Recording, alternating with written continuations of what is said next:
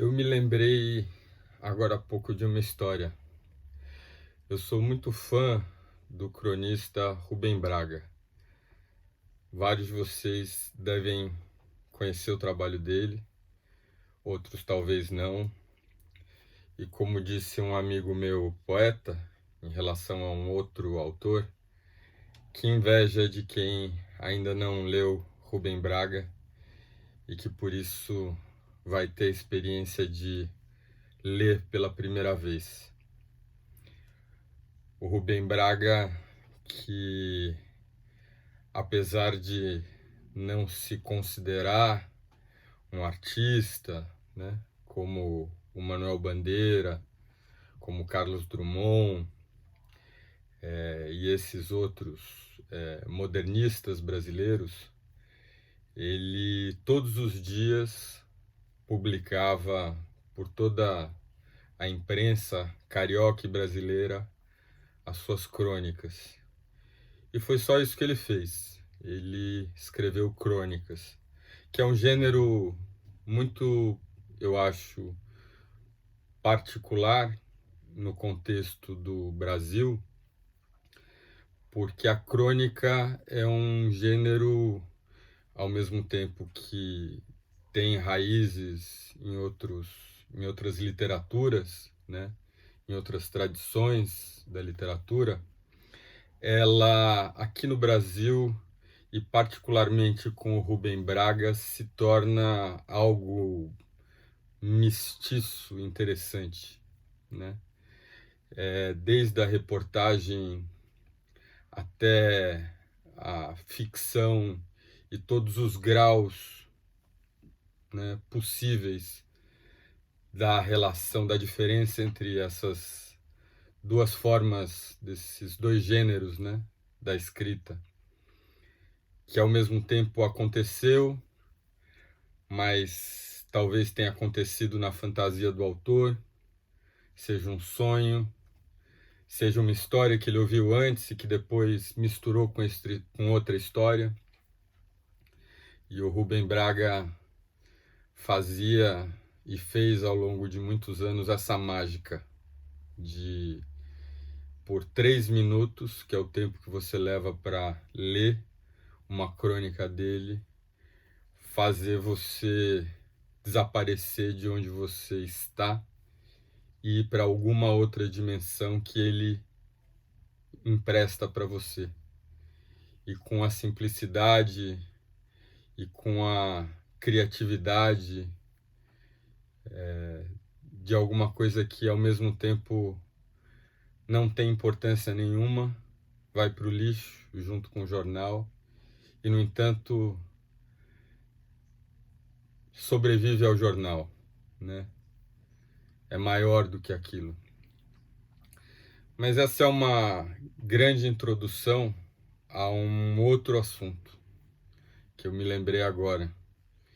E de vez em quando eu me lembro de coisas que eu acho que faz sentido compartilhar. Eu, eu não sei como que vocês me enxergam, né? Mas eu tenho um lado muito brincalhão, muito infantil, né? De falar com estranhos e, enfim, é sobre uma situação dessas que aconteceu há poucos anos e eu já contei para alguns amigos e queria deixar gravado aqui. Eu fui ao açougue, um açougue que tinha aqui 2 quarteirões da nossa casa. E eu cheguei no açougue e na minha frente tinha um senhor, muito bem apessoado, bem vestido, né? Ele não estava de terno e gravata, mas ele estava alinhado, como dizia a minha avó, né? Com a barba pronta. Nem me lembro se ele tinha barba, mas eu sei que ele estava bonito, né? nesse bonito elegante. E estava na minha frente. E eu comecei a conversar com o açougueiro, que era uma pessoa que eu já conhecia, e por algum motivo brinquei com o açougueiro falando sobre esse senhor. Na verdade, eu lembro, né? Eu acho que ele chegou depois de mim, e daí eu dei o lugar para ele, pedi primeiro, e ele disse que não precisava, né? Ou alguma coisa assim.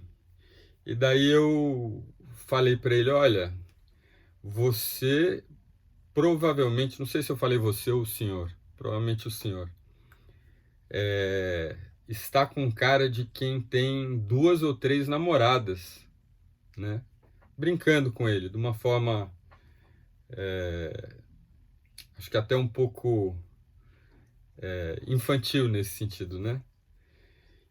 E aquele dia era o dia de finados, e naquele dia estava completando, se eu não me engano, 10 meses do falecimento da esposa desse senhor.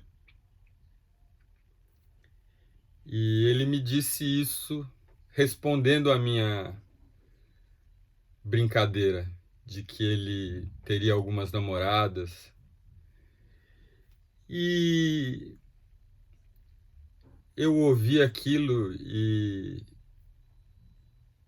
por alguma inspiração, talvez para salvar um pouco a minha reputação naquele contexto embaraçoso, né?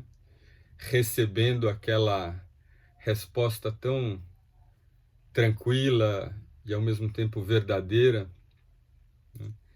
Eu perguntei para ele: e qual é o segredo da longevidade do relacionamento?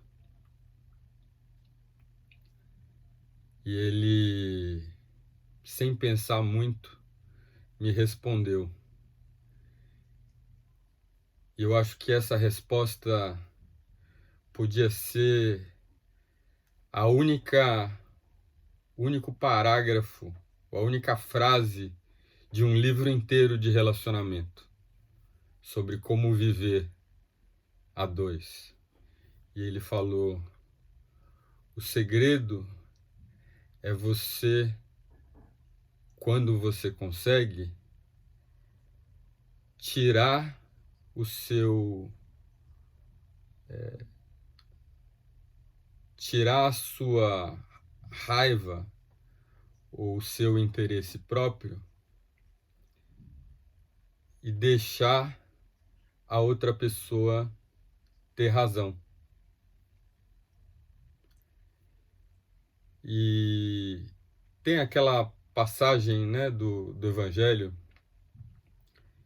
que conhecida, né, que diz que em alguma situação Jesus teria sintetizado, né, a sabedoria religiosa do judaísmo naquela ideia de amar a Deus sobre todas as coisas e amar ao outro como a si mesmo, né?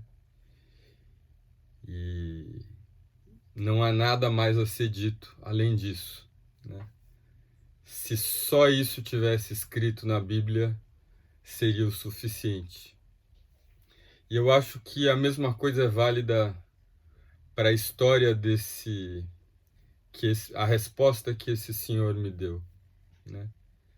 Quando você pode, dentro do contexto das desavenças, dos desentendimentos, aguentar e não querer ter razão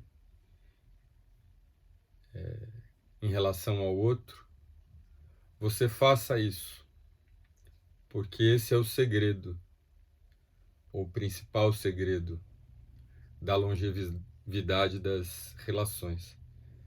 E assim como Jesus fez na síntese dele sobre o que significava né, essa experiência religiosa toda em duas frases ou uma, esse senhor fez em relação aos relacionamentos para mim. E eu comecei falando do Rubem Braga porque todos os dias pessoas como o Antônio Prata, o Rubem Braga, pessoas com um talento para contar histórias, né? Cria coisas surpreendentes, interessantes, mas às vezes essas coisas surpreendentes e interessantes acontecem sozinhas, né? Como aconteceu nesse dia na fila do açougue. E eu nunca me esqueci, conto para as pessoas e hoje me lembrei dela e achei que valia a pena compartilhar com outras pessoas. E é isso.